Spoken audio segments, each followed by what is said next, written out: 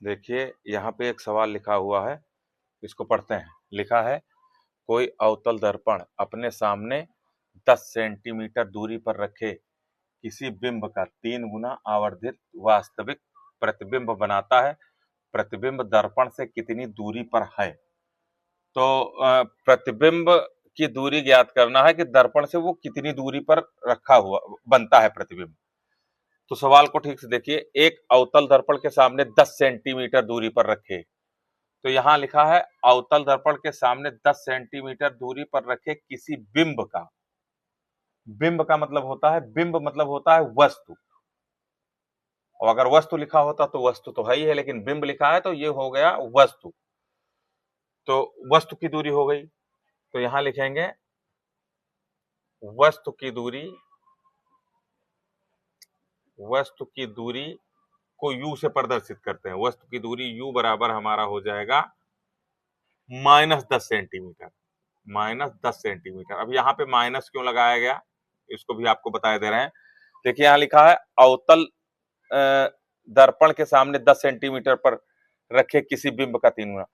मतलब वस्तु की दूरी, चाहे दर्पण हो, मतलब अवतल दर्पण या अवतल लेंस, उत्तल दर्पण या उत्तल लेंस, सबके लिए जो वस्तु की दूरी होती है वो होती है ऋणात्मक, मतलब माइनस लिखी जाती है।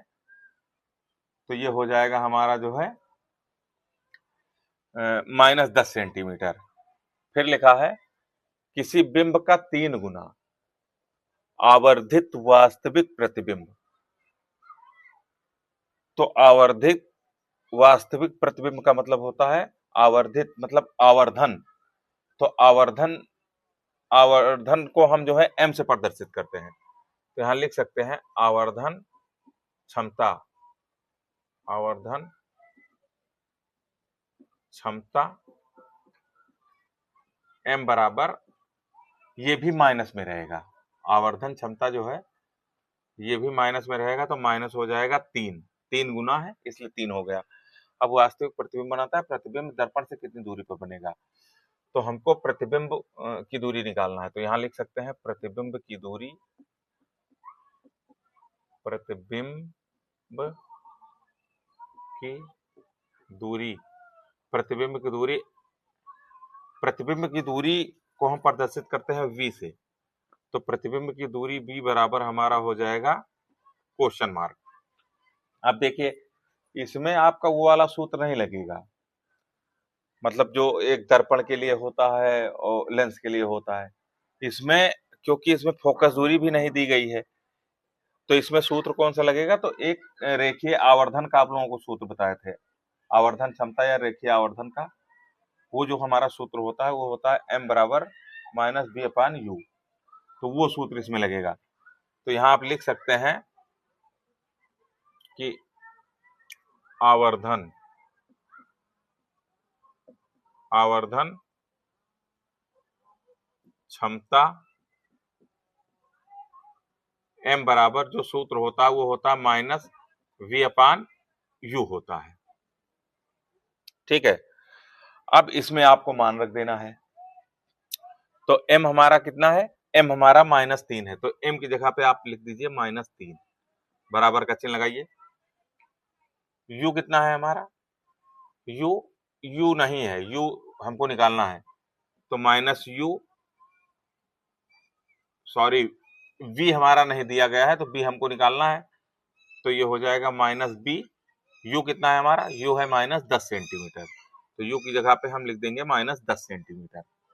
अब देखिए फिर सेम कंडीशन पिछले सवाल में हम बता चुके हैं, इसका भी तिर्यक गुणा किया जाएगा, फिर मान निकल आएगा।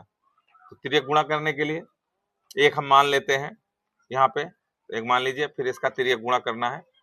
तो कितना आ जाएगा, तो हो जाएगा -v बराबर हमारा हो जाएगा -3 गुणे -10।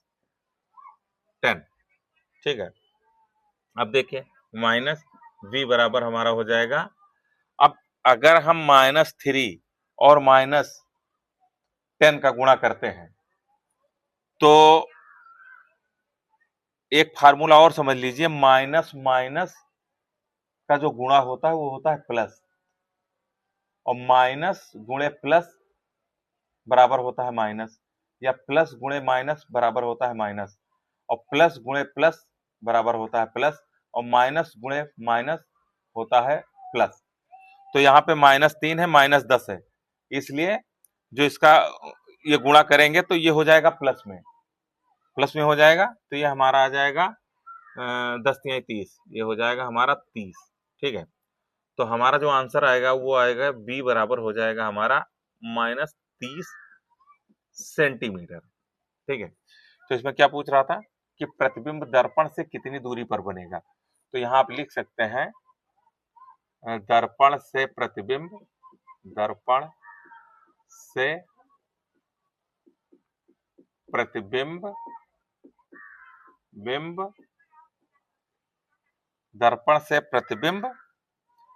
30, क्योंकि माइनस नहीं देखा जाता है, माइनस नहीं लिखा जाता है, दर्पण से प्रतिबिंब 30 सेंटीमीटर की दूरी पर बनेगा, 30 सेंटीमीटर की दूरी पर बनेगा। अब देखिए, अब सवाल आप लोग अच्छे से समझ गए होंगे। अगर समझ में नहीं आया होगा तो आप लोग कमेंट करके पूछ सकते हैं। सवाल में कहीं पे कोई दिक्कत होगी तो आप कमेंट करना, उसको हम दोबारा से फिर आपको रिपीट करके समझाएंगे। ठीक है।